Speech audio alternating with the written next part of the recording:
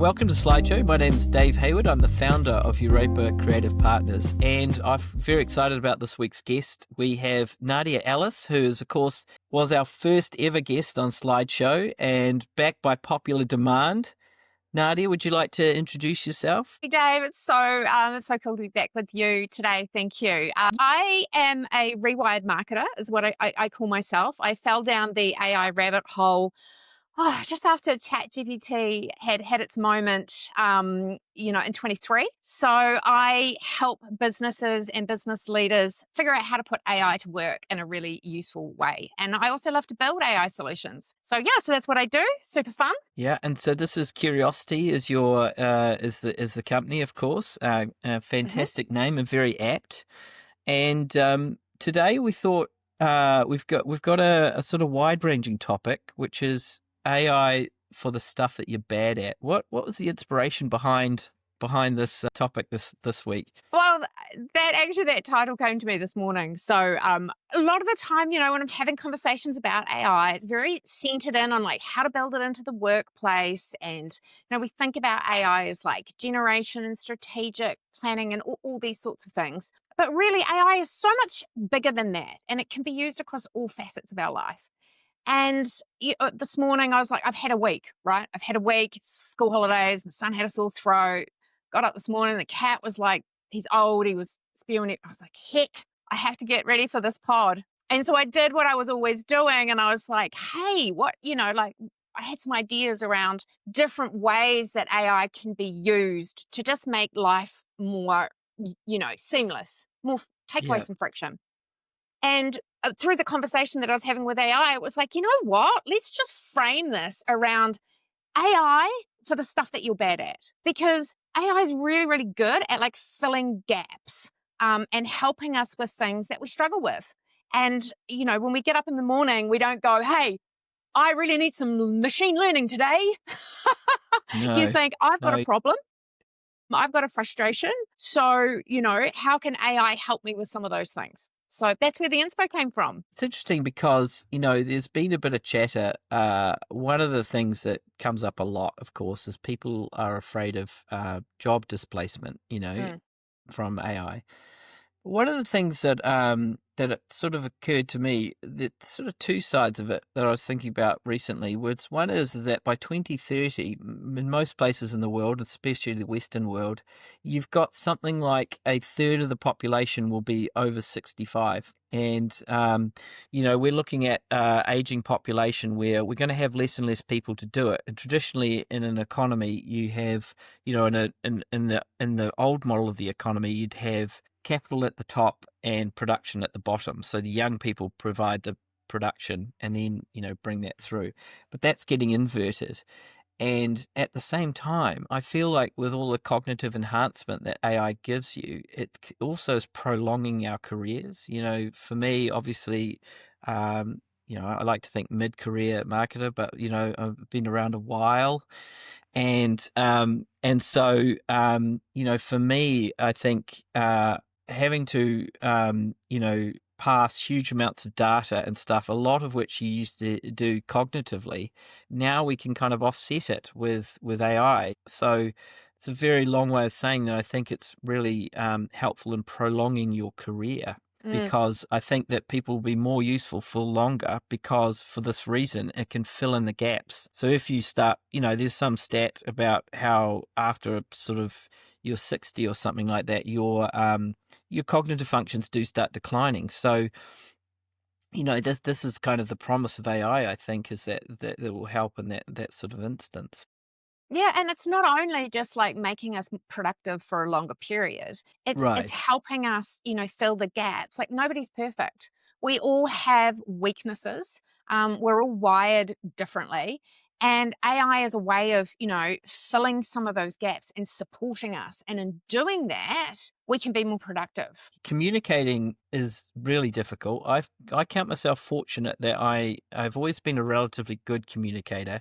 And then obviously I've worked in comms for, 20 plus years. So I've got some skills, but I've met and worked with plenty of people who are prodigious talents who can't communicate. or aren't great communicators. And I think one of the things that AI is really good for doing is actually really good at leveling that. It's making it, it's almost like the printing press. It's a way of democratizing information sharing. I couldn't agree more. And it's also it is a great leveler for those that know how to use it well. And I think this is part of like why I wanted to talk to you about this today, Dave, is that I don't think a lot of people are aware of all of the different ways that AI can support them. And it doesn't mean for everybody. You don't have to necessarily be a knowledge worker, for example. But hey, let's get into it. Yeah, let's do it. Let's do it. So, um, really, today is going to be around the three things that make you want to scream, right? Okay. And I think these are pretty universal to varying extents. And the first one is like it's the I can't get started problem. It's a weakness that a lot of people have, otherwise known as procrastination. It could Yeah. be the staring at blank pages since like forever. I'm looking at all the students out there, or Yeah, maybe it's totally. writing a newsletter or whatever it is. So that's the first one. I can't get started. The next one is can't capture my thoughts, right? Like so often we have all of these ideas and these things that we want to do, and they're all swirling around in our heads, and we can't get them out. And when you're talking about differences in the ability to communicate, those people that they can't type, or that they might have a specific learning difference, whether that's Yeah. dyslexia or dyspraxia or whatever that might be, that make you want to scream, like, can't get my thoughts out, or communicate those. And then the last one is drowning in information, right? So this is just becoming, it's not stopping. We are just being absolutely inundated with information. And it's too much. For lots of us, it's in the wrong format, it's the wrong time, and we've got the wrong brain for it. So those are the three buckets that I'm going to talk to today. There was an HBR study which came out last week, which talked about what they call AI work slop. So they are claiming, and I probably have the numbers a little bit wrong here, but there's some significant number of people are saying that about 2 hours of their work week is taking up basically reformatting or coming back for poor work communications from colleagues generated by AI. Mm, And I'm wondering what your thoughts are on this, because for me, what I think is really happening is that internal communication's always been a bit rubbish, right? Like AI didn't invent that. That was there already. You've got circle back and low hanging fruit, and let's let's take double this click on that. offline. Yeah, exactly. Yeah, get your ducks in a row, and so it's not that this is a new phenomenon, but AI has brought a new dimension to it. I think one aspect of it is that now people can write like large amounts of content with very little effort. And then, ironically, people will then read that information by putting it into an LLM and getting feedback from it. What's your? I mean, I guess AI is both the problem and the solution in there. What's your take on that? Look, I had a very similar issue.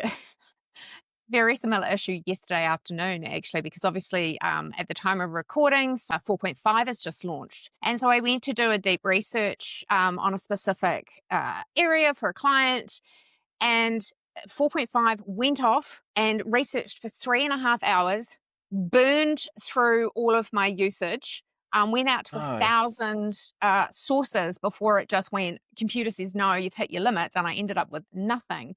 And but to bring it back, this is the thing, like these systems, they will go out and they will print, they are chatty, they will just go on and on and on. And so as humans, the emphasis is going to shift for us reading, reviewing, providing feedback to these LLM outputs, which is going to be a real challenge.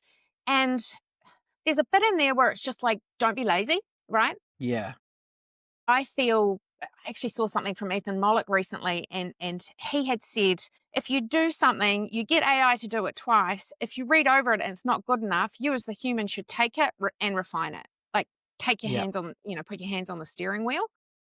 Hmm.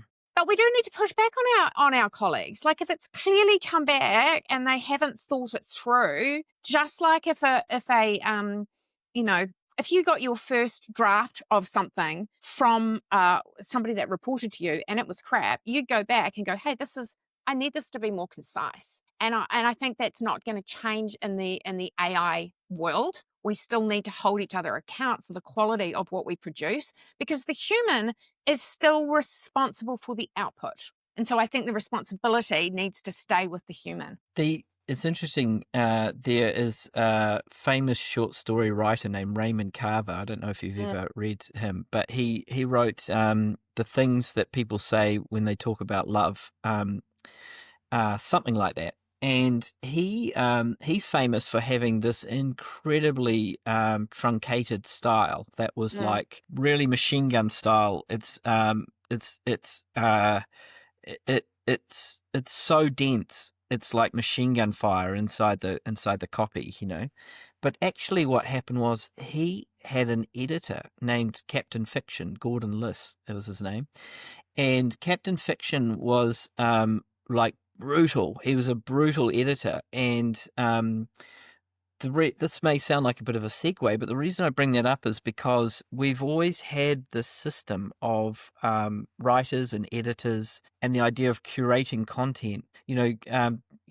Captain Fiction was so brutal that apparently, Carver got really upset at times about how like merciless he was. But it made the content really good, and in the same way, you are sort of Captain Fiction to your outputs from LLMs. I mean, I have an interesting relationship with it, like I'm sure you do, in that, I've built a career on writing, and how I find my engagement with LLMs has changed a bit over time. I went through a period where I was very enthusiastic about it. It was almost all I was doing. And now I've come back the other way, where I think much more of what I write, I use it more for structure now more than anything else, and then I kind of write over the top. And I think that my own copy is sharper than the LLMs. I've just come to realize that it's just how it is, But it's enhanced. It's absolutely enhanced, and it's like I just look at it to having like a junior copywriter who's like got a PhD, and is that smart.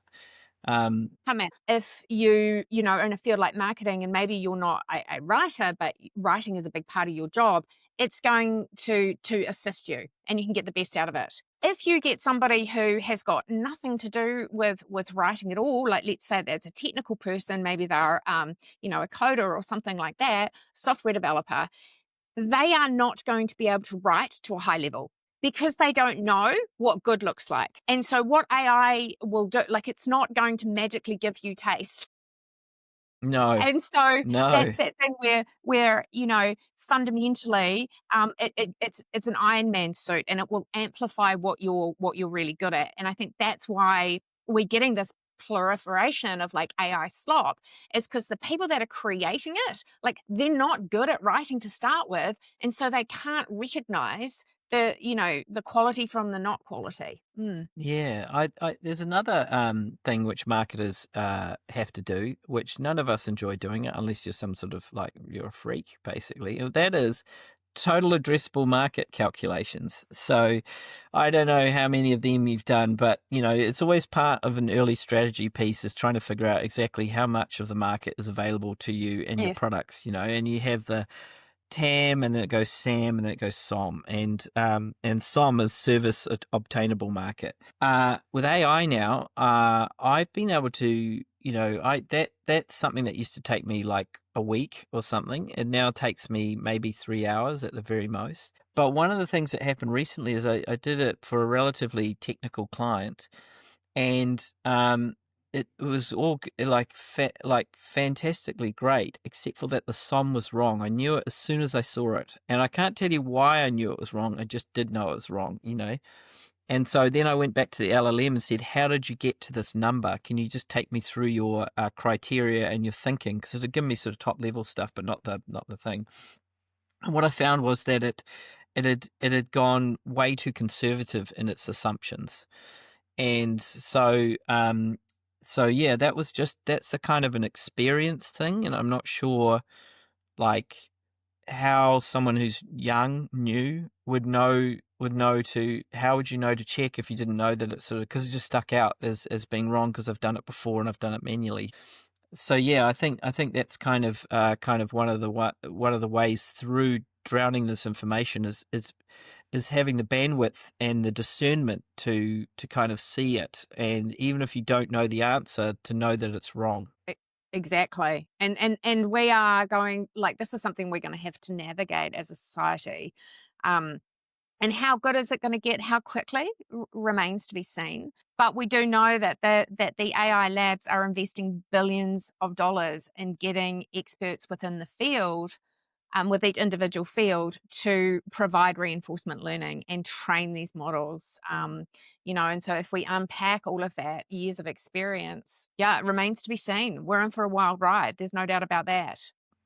Well, I think the road ahead, no matter what, with AI transformation, it's going to be messy. It's not. It's not. I think we're getting the AI work slop is a really great manifestation of that, because it's like that's Hmm. something unforeseen, and but also I think it's like you say, it's like AI is just amplifying what was already there, which is lousy communication in the office, which Hmm. is there. Shall we have a chat about capturing thoughts? So this is a really interesting side, which I think most people, when you're in some sort of AI learning journey, so to speak, one of the stages, I think, is when you realize that the AI can reason, and it becomes less of a tool and more of a thought partner.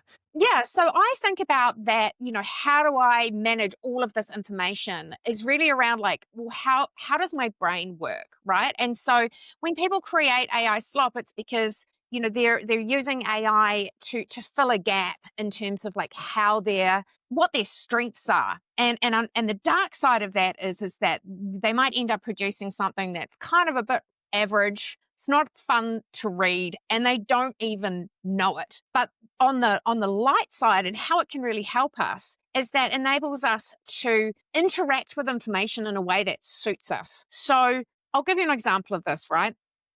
This morning I came across an article that I was like, oh, that's really interesting.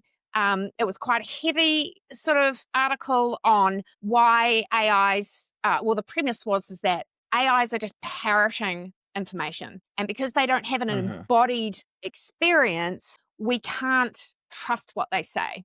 And I was like, oh, that's really interesting. Now, it was pretty heavy. And what I would have done in the past, I would have skimmed it really quickly, and I probably would have retained about 30%. Or what I would have done is I would have put it into a file somewhere, and I would have read it exactly never, right? I never would have come back to that content. But because I had I was able to take that article, put it into AI, and say, well, it was actually ChatGPT, because now with memory, ChatGPT knows quite a lot about me. And so I was able to say, hey, read this article and explain it to me, help me understand it in the ways that it's relevant to me. And so then it came back and interpreted it in a way that was relevant to me at a top level. And I was like, oh, that's really interesting. And then it sparked another thing for me. And I was like, oh, that's really interesting. I wonder how that relates to what Dario Amade was saying and what Mustafa Suleiman was saying around AI and consciousness, because it's all wrapped up in, like just that separation between AI as person and strictly as a tool. And then I was just like started layering into it some of the safety and alignment.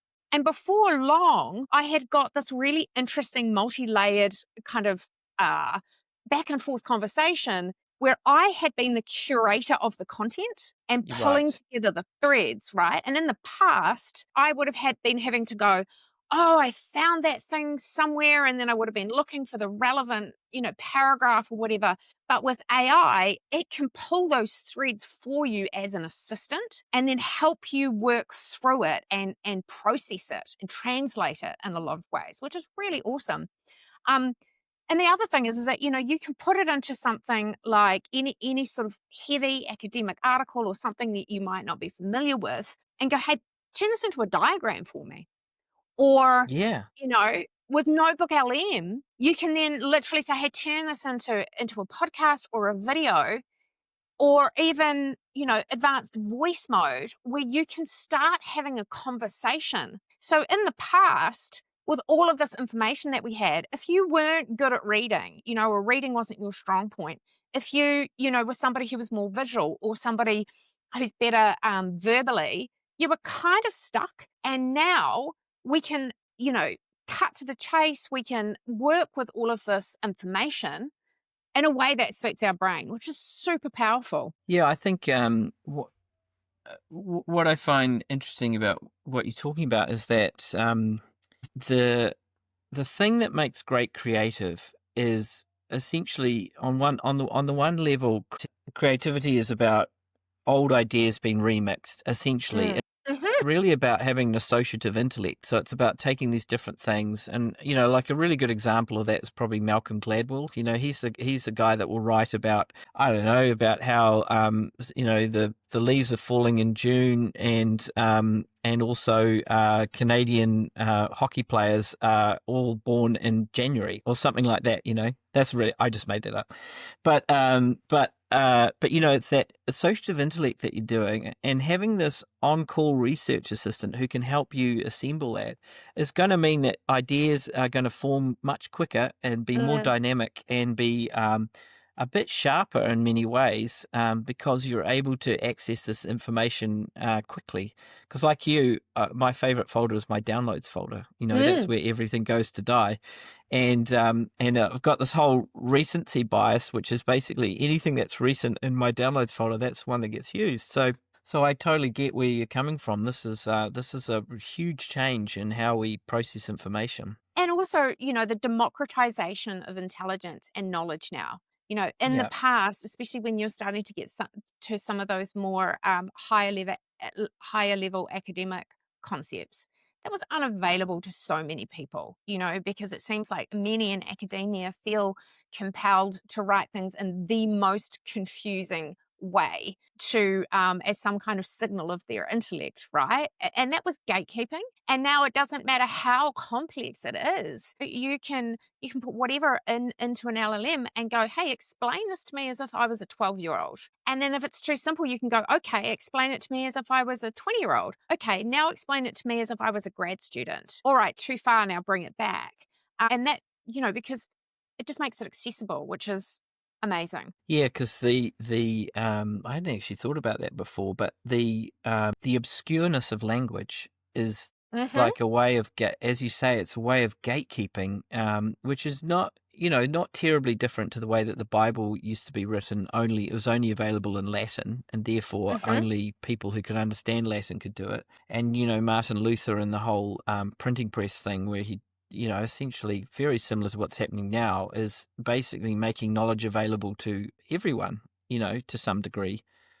So yeah, I think it's a really interesting time. The other thing is also no one has the capacity to be a specialist in everything, but this allows you to really get into some specialist tranches if you need to. It's like a much more interesting way of going through a Wikipedia hole. It's one of my favorite things to do is go into Wikipedia, and then before you know it, you're actually looking at subspecies of lions and things like that, and the same thing is possible with AI. Yeah, it is. It's incredible. And in the past, there's a lot of intelligent people out there who, dropped out of school really early because they Yeah, didn't fit within the center of the bell curve.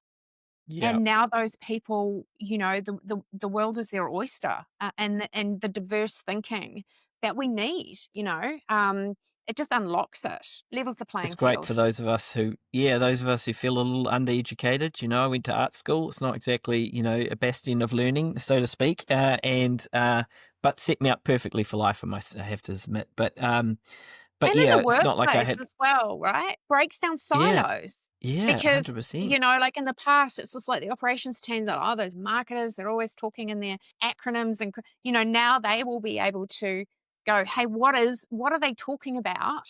And get it explained to them in a way that makes sense to them. And so when they come back to, the table, they can have a conversation on the topic at hand and understand. So within organizations, just breaking down those silos is awesome. One of the things that I find interesting is a lot of tech firms now, the project managers are able to actually becoming responsible for prototypes, proof of concepts. Mm-hmm. So, so that this is a new phenomenon. And so basically you've got a non-technical project manager who just goes onto Lovable or something like that and builds a proof of concept. It's not production ready, it's not integrated, it's not any of those things, but it is enough to prove that it's doable and only takes a short amount of time. And so you've got these developers now who are coming in at a much more strategic level because the kind of upfront thinking has already been done by someone who's non-technical. I mean, it's absolutely extraordinary development. That's just become like really common now, but was unthinkable 3 years ago. It's a really incredible rate of change that we're going through at the moment. It's going to be the era of the generalist. I'm here for it. It's like, Yeah. bring it on. Yeah, totally. Yeah, exactly. Yeah. Yeah. Okay, shall we move to next slide? The other problem is the problem of my brain is faster than my hands problem. And I think this is something that a lot of us can relate to, right? You're in the shower and you have that amazing shower thought and you're like, oh, that's incredible, right? And then you get out of the shower and you're heading to your laptop, and on the way, you trip over the cat, and then you got distracted by this thing or that thing, and by the time you actually get to your desk or to your notepad, it's gone, right? And now we can actually use voice. And I think dictation and AI voice mode is just the most underrated functionality or feature right now. So many of the people that I work with, I go, have you used advanced voice mode? No idea. And when you think about it, it's like even people that are really good at touch typing, like I am of that era where I had to learn to touch type, like on an old-fashioned typewriter with the bib thing. Showing my age now. But for all of the woodpeckers in the world, right, typing is not their strong point. Even good typists are typing at about 40 to 50 words per minute. But speaking, like I've got whisper flow and it gives me a little score. I speak at 117 words per minute. So when you think about how much quicker you can get your ideas out into the world, the faster that you can produce content with voice, it's massive. And then the other thing is that AI is fantastic at taking unstructured data and then putting structure around it. So for those of us who are verbal processors or people with, dyspraxia or just think out loud people, right? You can just brain dump everything that you've got in your head, and then the AI can come in behind you and go, okay, so here's some structure around this. So it's not doing the thinking for you. It's helping scaffold what you're doing. And so this presentation was a really, really good example of that. Like I knew that I wanted to focus on, the power of voice to text and dictation. I knew I wanted to talk about, multimodal. So, its vision capability, so on and so forth. But the way that I had structured it, it just didn't feel right. And so I was able to just sit down in 10 minutes and go blah, blah, blah, blah, blah. And then AI comes back to me and goes, hey, what do you think about this as a structure?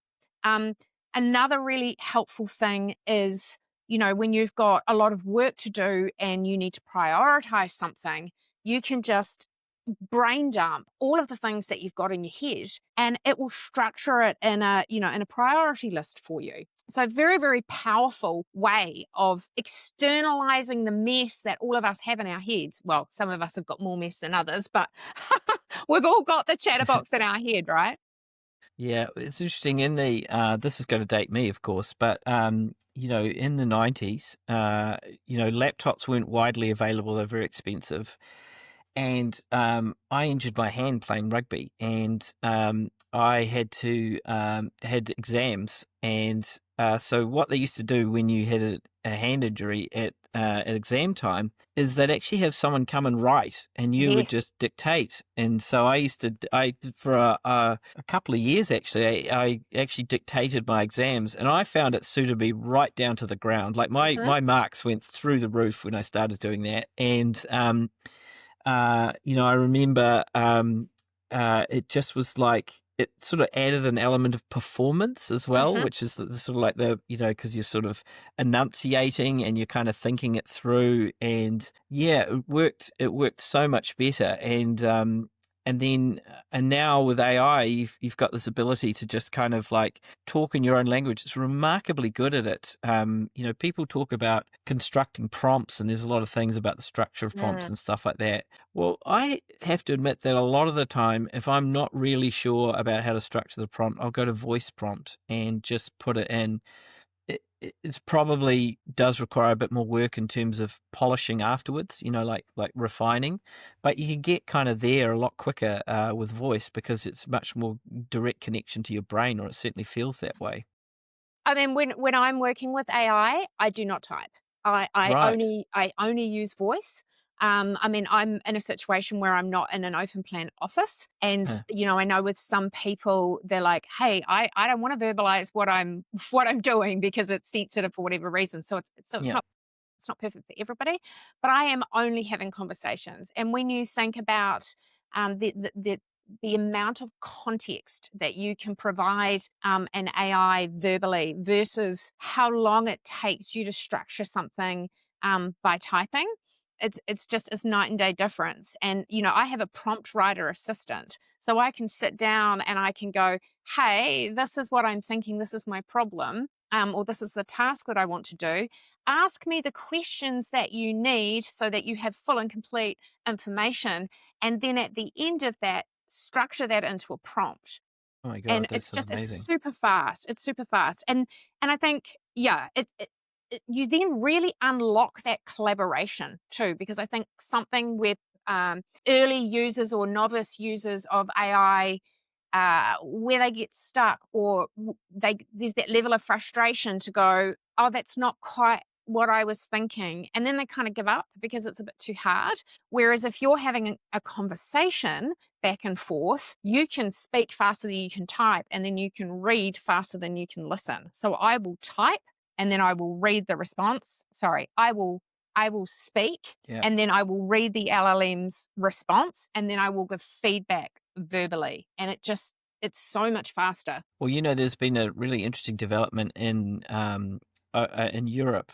I'm pretty sure it's Europe, where they have created a large language model which works off neural outputs from Mm, people's brains, and it's really to help people who are locked in or paralyzed, or all of those really grim conditions, mm, to communicate. But one of the things that I found really interesting about that story is it's just still a prototype. It's very much a work in progress. But they had actually solved for a problem that I hadn't, is not immediately obvious. But once you talk about it, you go, oh yeah, and that is that you don't want all of your thoughts to be verbalized, right? And no. so do you know how they got around it? It's like, it's so interesting. They realized that you need a password. So basically how the LLM works is you think chitty chitty bang bang. That's the exact Amazing. word. And then anything after chitty chitty bang bang, it will verbalize. And then when you're done, you just go chitty chitty bang bang, and it cuts it off. So you can keep thinking, oh, there's Ryan from accounts. I hate Ryan, it won't come out. This is the thing that where I just find AI so fascinating because it's like the double-edged sword analogy on steroids. Like the potential for good is so vast, and the potential for harm is so vast. And, Yes. I think, I choose to focus on the possibilities because otherwise I just wouldn't sleep at night. Right. And when we think about, instances like what you're just talking about there, essentially giving people their ability to speak back. And, I'd heard about an AI where I think it was glasses, and it had a microphone. And so it was able to help autistic kids interpret the emotions of people that they were interacting with so that they could, because, they struggle to read people's, facial Yeah. cues. Yeah. And so, and we've talked about a lot of the specific learning differences today and how AI can help with that. And so there's just so much opportunity to level the playing field with people that are just, wired differently or have got some differences. It's remarkable. Yeah, it's really I think a lot. exciting. It's not well, I don't think it's just autistic people that could use that. I think probably most men could use. I don't know that you men really want to Yeah, know what we're yeah, thinking all the time. totally.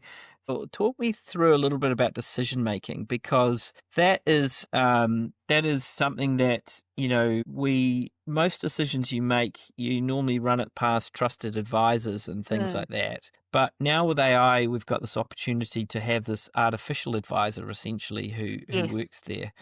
And I know that you and certainly I do. I have like a team of people that I've built up Hmm. that are AIs that have different personalities depending on what I need it to do. Like I have a CEO coach, who's called the operator, and he's built 70% strategy and 30% empathy. So that's his kind of his remit. And you can't escape from the fact that LLMs are designed to be sycophantic, so Yes. that they will. You've got to be very careful about confirmation bias and that sort of thing. But still, he gives me outstanding advice when I sometimes. So other times, I'm just like he's just blowing smoke up my ass, basically. But other times, I can tell that it's just really good. This is just really sound thinking that you'd probably get from talking to like a wise parent, or someone who was just kind of who's a bit more calm and less emotionally attached to what the thing is you're talking about.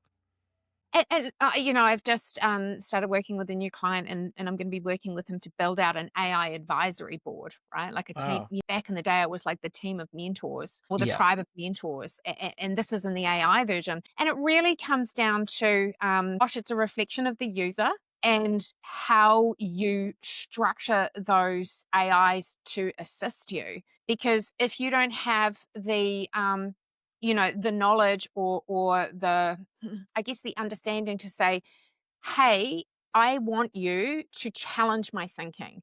I want you to come at this from a range of different perspectives. Like AI's like your Rachel Woods just recently said, AI is kind of like your mum. It'll always be nice to you, right? It'll always Right. like want Yeah. to support you unless you say, where are my weak spots? Like how am I not thinking about this? Like if my greatest critic was considering this idea, how would they criticize this, and how could I avoid that? And so you as the user need to prompt in a way to make sure that the advice is balanced, and then also point it in the direction of the expertise that you're after. Because one of the issues that, again, novices have when they start using LLMs is they don't provide it with enough context around what it is that they are wanting. If you're just looking for generic strategy advice, right? Then, well, no, if you pop into an AI and you're like, hey, I need this strategic advice, and you're not going to give it, you haven't given it any additional context, then what it's going to do is come back to you with like its best guess. And so that's when you get that sort of generic slop. Whereas if you want advice and you're like, okay, this is the industry that I'm in, this is my personal blind spots or my gaps, my areas of weakness that you need to be aware of and make sure that I don't miss those. These are the thought leaders in this space that I really look to. Is it Simon Sinek? Is it, whoever you admire? And then also give your confidence level. If you're not confident in your output, make sure you come back and you tell me that you're not confident. And that's when you start getting really robust advice. But it's no different than, listening to a human. If you go and have a coffee with somebody that you trust, they might give you crap advice. And again, broken record, it comes down to you as the user of AI to go, does this pass the sniff test? You know? Does this Yeah. make No. sense? If you've Yeah. got a little thing inside of you like going, I don't know if that's true, then you should follow that. Like listen to your gut. Yeah, well, that's the thing the AI doesn't have is that ability. But our intuition often is like, I'm not going to claim I understand it entirely, but I suspect a lot of the Mm, time when we talk about intuition, we're actually talking about something that we're very experienced at. It's because we're so experienced at it, we actually feel it before we think it. mhm. So we you can look at a calculation and know it's wrong without really cognitively or, in that kind of rational mind thinking that that's wrong. You just kind of know it's wrong. Mm. And yeah, so I think that's the element. And you're absolutely right. So someone's giving you some rubbish advice, you go, is that true? Where did you hear that? Oh, I got it off Facebook. Okay, Right. well, And getting the balance of advice, right? Like, I mean, this is where I am. Oh man, it is hard now to advise clients on specifically what platform to use because they all have different pros and cons. But a really good if you're not sure about something, take the same prompt, put it into Claude, or put it into Gemini 2.5 Pro. And then, of course, the old get out of jail free card, which is like review your last output and critique it. And then based on that critique, and output a new improved response. So it's all those checks and balances that are really no different than working with taking advice from consultants or trusted advisors in the physical world, in the human world. totally. Well, here's something I discovered just completely by accident last week, which is if you if you're doing like a RAG type thing where you're putting data in and you're asking it questions about the data, and then sometimes you go, is that really right? Well, by accident, I uploaded the same data set twice and I asked it to the same questions that I'd asked it earlier on the same thing, and it came up with the same answers. So I was like, well, we must be close, Yeah. because it's not making so much, you know, there's less variation in what it's saying, and so therefore it probably is right there. Mind you, if you talk to someone like Ed Ortega, he would say that chances of hallucinations with stuff that's tightly around a rag is actually incredibly low. Like you're more likely to get hallucinations when it's a huge data set and it's got lots of complicating factors and all that sort of stuff. That's when that stuff really starts to happen. Or user error, Yeah. like if you upload like especially with qualitative data and say, hey, go and find me a verbatim quote that represents this theme, and a verbatim quote doesn't exist that neatly, represents that theme, then that's when the AI is going to go, okay, well, that doesn't exist. So I'm going to, create a quote hallucinate a quote that would best reflect that theme. And so if you don't know your data, that's where you get into trouble. Yeah. So shall we move on to the next slide? I think we've Oh, best for thoroughly last, which was first best and for now last. last. Yeah. This is my personal favorite, right? Like why am I like this problem? And what do I mean by that? Oh my gosh. Trying to get started with something, right? The old procrastination when you know that you have to do something, but you can't start, right? And there's a couple of reasons for this, which we've talked about. One is that you don't want to do this thing, right? You don't want to No. do it. It's boring, or you feel like it's going to be too painful. Or the other one is that you kind of don't know how to get started. Like you don't know how to do the thing. So it's like you don't want to do it, or you don't know how to do the thing, or like it's a combination of both, right?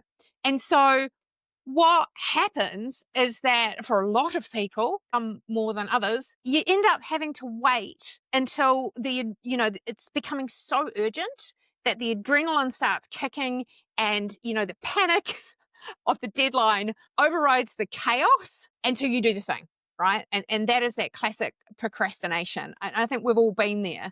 Um, and where AI can really help is to actually create you a plan to get you started. And so it's taking that chaos in your head and building some structure around it.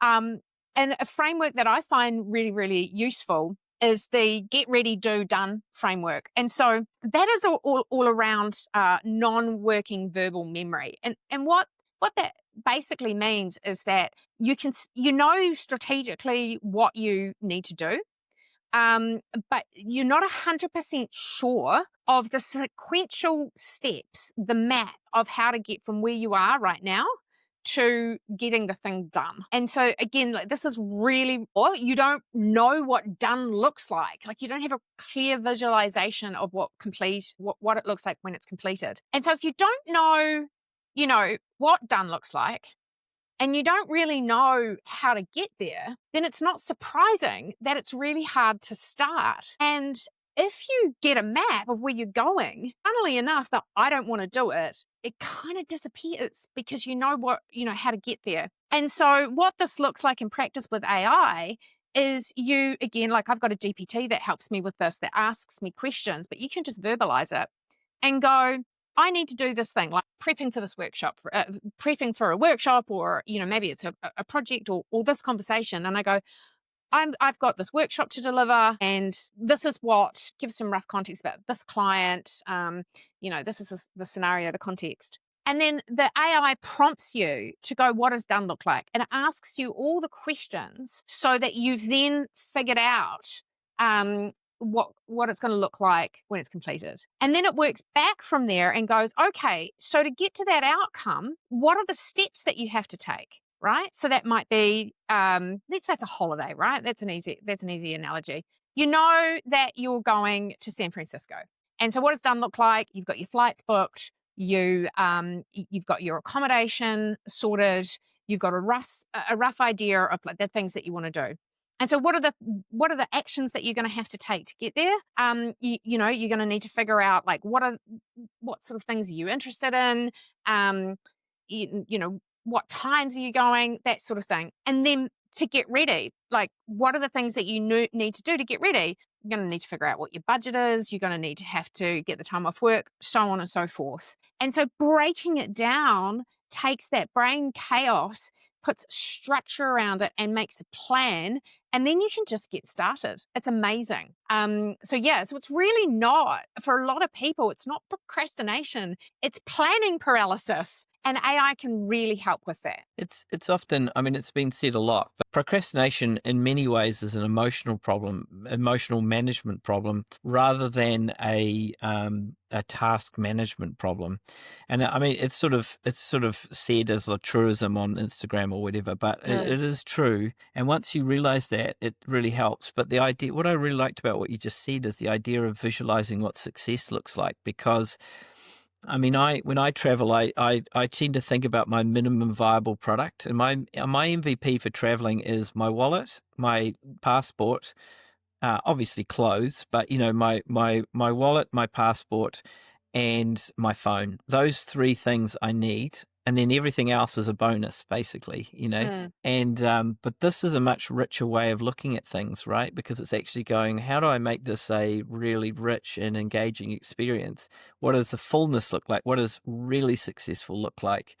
And you don't need to do it with, you don't need to kind of sit down with someone. You can just do it with your phone or your MacBook. And I think, like when you think about the emotional response as well and the emotional issue, like a lot of the time it's just like, I need to do this thing. It's really, really important to me.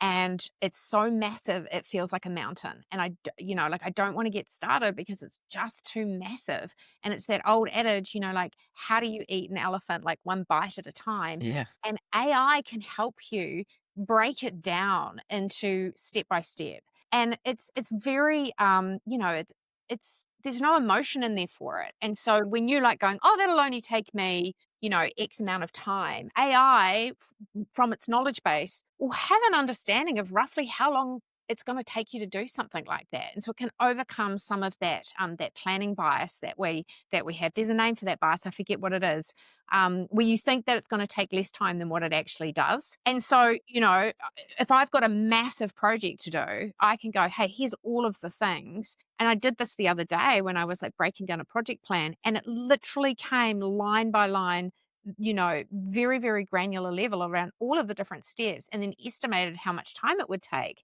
Now, in the past, that's quite a heavy cognitive load to do something like that. And now we can just outsource it. It's amazing. One of the other things I read recently was about that the part of your brain that is associated with future thinking is actually different to this part of your brain which is associated with present thinking.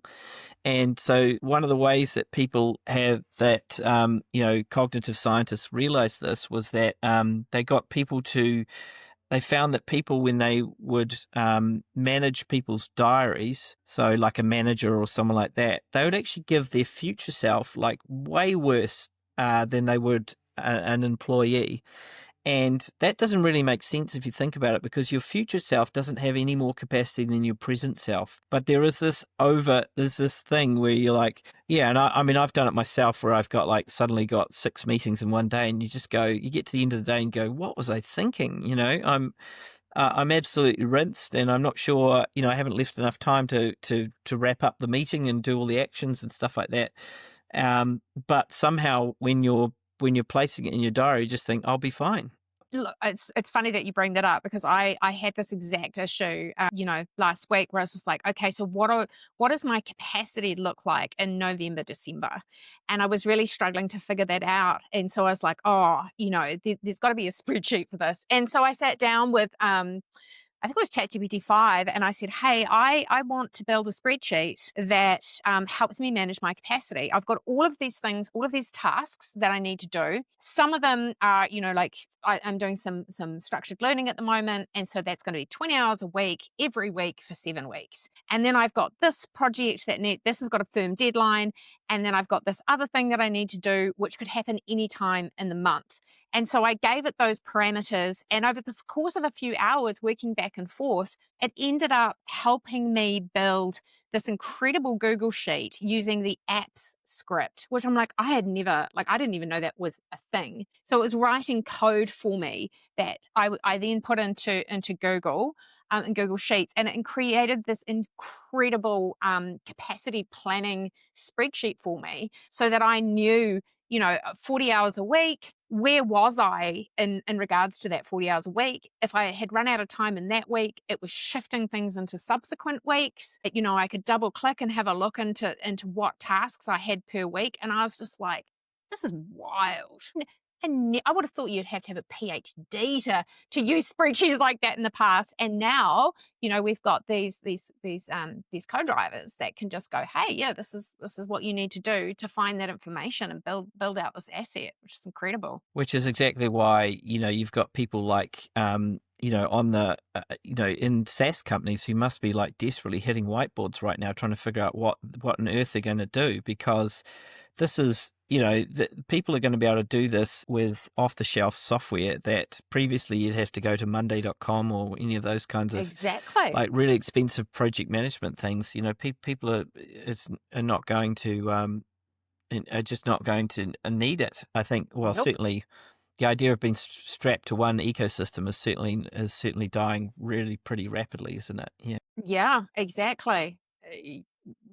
I would be Yeah. nervous. I was actually having a conversation with somebody in a SaaS company recently, and I just said, I'm like, well, in 5 years' time, I'm like, where's your moat? Especially for those sort of small to medium businesses who, have got that flexibility. They don't have to go through layers of privacy or, governance. They can just spin up a tool that they use internally for their own specific problem, which sort of takes us back to the whole premise of this talk, right? It's just like, how can AI help me with the stuff that I'm not good at?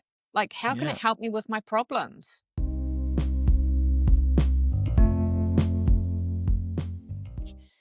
AI works best when it solves your specific friction point.